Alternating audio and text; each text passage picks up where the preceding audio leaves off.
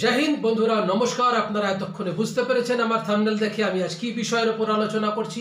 হ্যাঁ, বিশ্বাস করুন মাত্র 10 জন পাকিস্তানি সন্ত্রাসবাদী সেদিন গোটা মুম্বাই শহরের দখল নিয়েছিল এবং সেই অপারেশন চালিয়েছিল তারা মোট 60 ঘন্টা, অর্থাৎ প্রায় অলমোস্ট 3টে দিন ধরে চলেছিল সেই অপারেশন। এবং সেই অপারেশনে যে মুখ্য ভূমিকা নিয়েছিল আমার দেশের জওয়ানরা, আমি সেই বিষয় নিয়েই আজকে কথা বলবো। এই অপারেশনে 175টা নিষ্পাপ প্রাণ হারিয়েছিল এবং প্রায় 300 জনের ওপর বেশি মানুষ আহত হয়েছিলেন, ঘায়েল হয়েছিলেন। নির্মমভাবে তারা গুলিবর্ষণ করেছিল। ভয়ঙ্কর সেই রাতে গোটা মুম্বাই শহর মৃত্যুর মুখোমুখি হয়েছিল, মৃত্যুর সাথে পাঞ্জা লড়েছিল, আর তার সাক্ষী ছিল গোটা পৃথিবী। হয়তো 17টা বছর পেরিয়ে গেল, কিন্তু সেই দগদগে ঘা বহু ভারতীয়র বুকে এখনো বিদ্যমান রয়েছে। সেদিনের সেই কালো রাতে উন্মত্তের মতো গুলিবর্ষণ করেছিল সেই 10 জন পাকিস্তানি যুবক। নৃশংস হত্যাকাণ্ড চালিয়েছিল অবলীলায়। জাতিভেদ নির্বিশেষে গুলিবর্ষণ হয়েছিল, কোনো ভেদাভেদ দেখা হয়নি, কারণ লক্ষ্য ছিল একটাই, প্রচুর মানুষকে যেন মারা যায়। এবং অবশ্যই বিদেশিদের ওপরে আক্রমণ করতে হবে, কারণ বিদেশিদের ওপরে আক্রমণ করলে বিদেশিরা ভাববে যে ভারতবর্ষ সেফ জায়গা নয় ঘোরার জন্য, তাতে করে ভারতের ইকোনমি ফল করবে বা ডাউন হবে। এইরকম ছেলে মানুষই বুদ্ধি ছিল সেদিনকের সেই পাকিস্তানি জঙ্গিদের মাথায়। কিন্তু বুদ্ধি ছেলে মানুষই থাকলেও নৃশংসতা এবং নির্মমতা ছিল ভীষণ ভয়ঙ্কর। সেদিন গোটা মুম্বাই শহর যখন থরথর করে কাঁপছে, প্রথমে মুম্বাই পুলিশ ভেবেছিল এটা বোধহয় কোনো গ্যাংওয়ার, এটা বোধহয় কোনো সন্ত্রাসবাদী হামলা নয়, কিন্তু সেটা বুঝতেই তাদের সময় লেগে গিয়েছিল 3 ঘন্টা। তারপর যখন তারা বুঝতে পারলেন, তারা সরাসরি যোগাযোগ করলেন দিল্লির সঙ্গে। দিল্লি প্রস্তুত করলো আমাদের ভারতের ন্যাশনাল সিকিউরিটি গার্ড অর্থাৎ এনএসজি কমান্ডোদের এবং ভারতবর্ষের মেরিন কমান্ডো মার্কোসকে।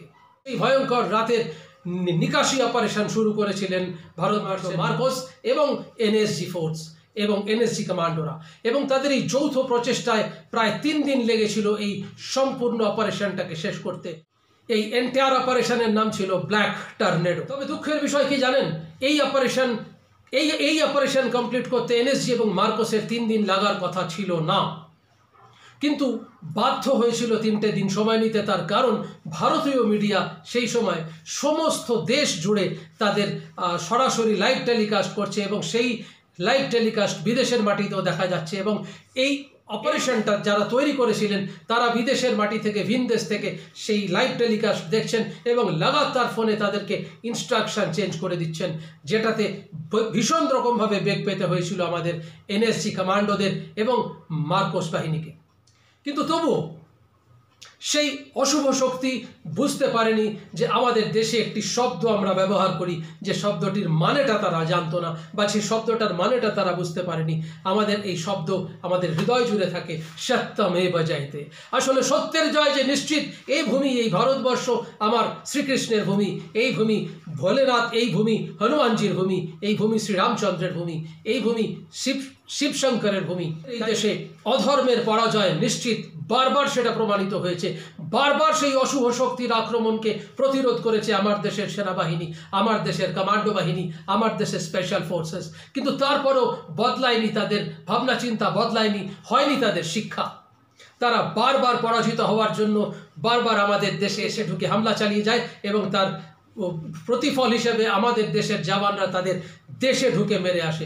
তারপরেও কিন্তু তাদের পরিবর্তন হয় না। এই 17টা বছরে বদলেছে অনেক কিছু, বদলেছে আমাদের সম্পূর্ণ ভাবনা চিন্তা, কিন্তু বদলায়নি সন্ত্রাসবাদ, বদলায়নি সন্ত্রাসবাদী ভাবনা চিন্তা। এই সম্পূর্ণ অপারেশনটা 3 দিন বাদে যখন শেষ হলো, তখন ভারতের সমস্ত বাসীরা, মানে ভারতবাসীরা ভেবেছিলেন যাক এবারে আমরা নিশ্চিন্ত হলাম। কিন্তু এই 3টে দিন আমার দেশের এনএসজি কমান্ডো, আমার এন্টায়ার মানে শুধু মুম্বাই পুলিশ নয়, মুম্বাই পুলিশ, আমার এনএসজি কমান্ডো, আমার মার্কোস বাহিনী এবং আমার দেশের স্পেশাল ফোর্সেস যারা সমস্ত এই ইউনিট নিয়ে কাজ করেছিল, আমি সেদিন কারোর ডিটেল বলছি না, তো তারা বুঝতে পেরেছিলেন যে তারা কি অপারেশন করলেন।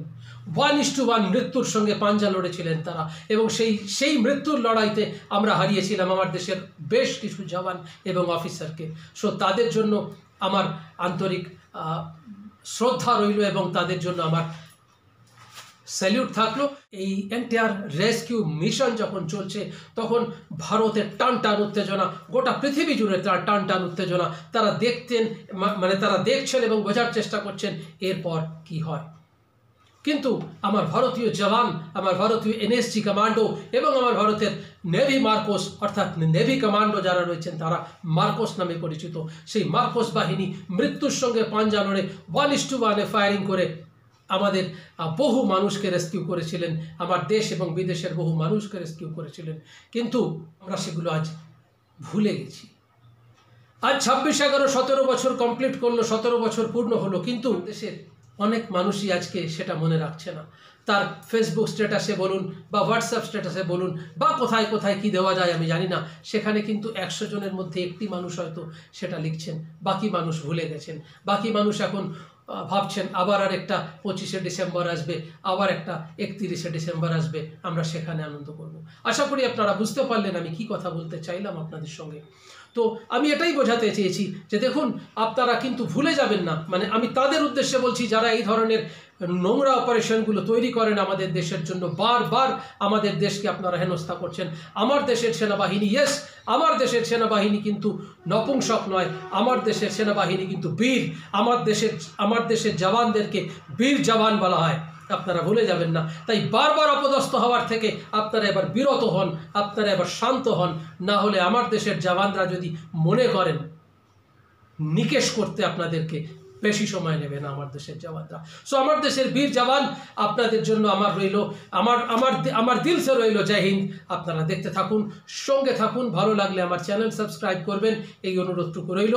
এবং পাশাপাশি আমি আমার যে সমস্ত জওয়ানদেরকে হারিয়েছি সেই জওয়ানদের জন্য রইল আমার চেষ্টা, এবং আমার দেশের যে সমস্ত জওয়ানরা এই লড়াইতে দিনের পর দিন লড়ে আসছেন তাদের জন্য রইল আমার চেষ্টা।